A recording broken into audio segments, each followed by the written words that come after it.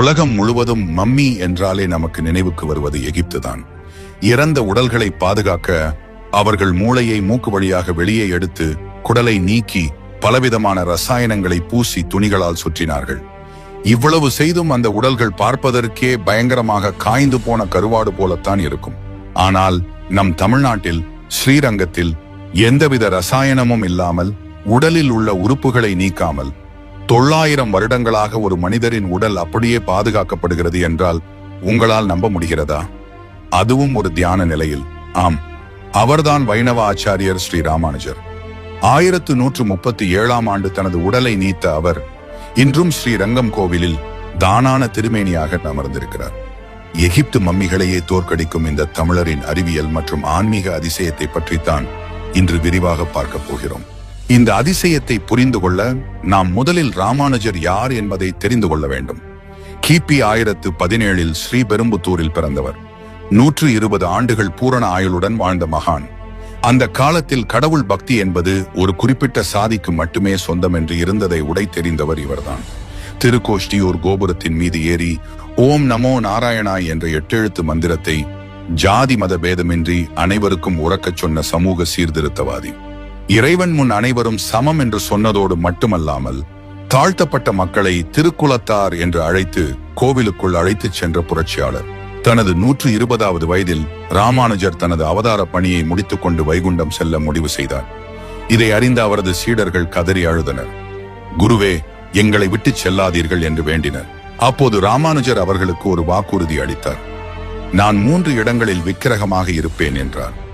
அதில் ஒன்று தமருவந்த திருமேனி, இது மேல்கோட்டை கர்நாடகாவில் உள்ளது. இது சீடர்களுக்கு பிடித்த வடிவம். 2வதாக தானுகந்த திருமேனி, இது ஸ்ரீபெரும்புத்தூரில் உள்ளது. இது அவரே விரும்பி ஏற்றுக்கொண்ட வடிவம். 3வதாக தானான திருமேனி, இதுதான் ஸ்ரீரங்கம். இது மிக முக்கியமானது. ஏனெனில் இங்கு சிலையாக இருப்பது கல்லோ உலோகமோ அல்ல. இது ராமானுஜரின் உண்மையான பூத உடலாகும். இப்போது நாம் வீடியோவின் முக்கியமான பகுதிக்கு வருகிறோம்.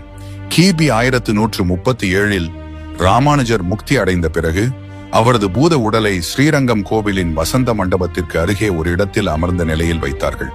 அதை சுற்றி மணல் மற்றும் மூலிகைகள் நிரப்பப்பட்டன. பொதுவாக ஒரு மனிதன் இறந்து சில மணி நேரங்களில் உடல் அழுகத் தொடங்கும். எகிப்தியர்கள் உடலை பாதுகாக்க என்ன செய்தார்கள் தெரியுமா? மூளையை உறிஞ்சி எடுத்து விடுவார்கள். இதயத்தை தவிர மற்ற உறுப்புகளை ஜாடிகளில் அடைப்பார்கள். உடலை உப்பு கொண்டு காய வைப்பார்கள். அது ஒரு உயிரற்ற தோற்றம். ஆனால் ஸ்ரீரங்கம் சென்று ராமானுஜரை பாருங்கள். அவர் இன்றும் உயிரோடு அமர்ந்திருப்பது போலவே இருப்பார். அவரது கண்கள் இன்றும் தெளிவாக தெரியும். கூர்ந்து கவனித்தால் அவரது கை மற்றும் கால் நகங்களை கூட நீங்கள் இன்றும் காண முடியும். மனித தோலின் சுருக்கங்கள் அப்படியே இருக்கும். இது சிலை அல்ல, இது ஒரு மனித உடல் என்பதற்கு இதுவே சாட்சி. சரி, நவீன அறிவியலால் கூட விளக்க முடியாத இந்த 900 வருட பாதுகாப்பு எப்படி சாத்தியம்? இங்குதான் நம் முன்னோர்களின் அறிவு நம்மை வியக்க வைக்கிறது. ராமானுஜரின் உடலுக்கு எந்த கெமிக்கல் பூச்சும் கிடையாது. வருடத்திற்கு 2 முறை, அதாவது ஐப்பசி மற்றும் சித்திரை மாதங்களில் தைலக்காப்பு என்ற வைபவம் நடக்கிறது. இதில் பயன்படுத்தப்படும் பொருட்கள் என்ன தெரியுமா? சுத்தமான பச்சை கற்பூரம். இது ஒரு சிறந்த கிருமி நாசினி மட்டுமல்லாமல் உடலை குளிர்ச்சியாக வைக்கவும் உதவும்.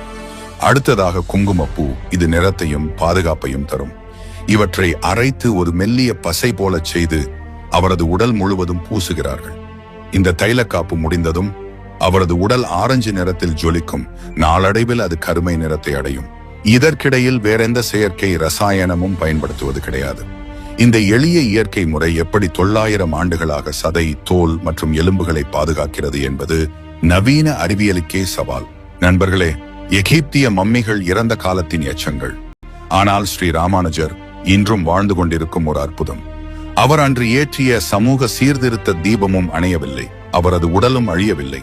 நீங்கள் ஸ்ரீரங்கம் சென்றால் ரங்கநாதரை தரிசித்த பிறகு உடையவர் சன்னதிக்கு சென்று இந்த 900 வருட அதிசயத்தை நேரில் பாருங்கள்.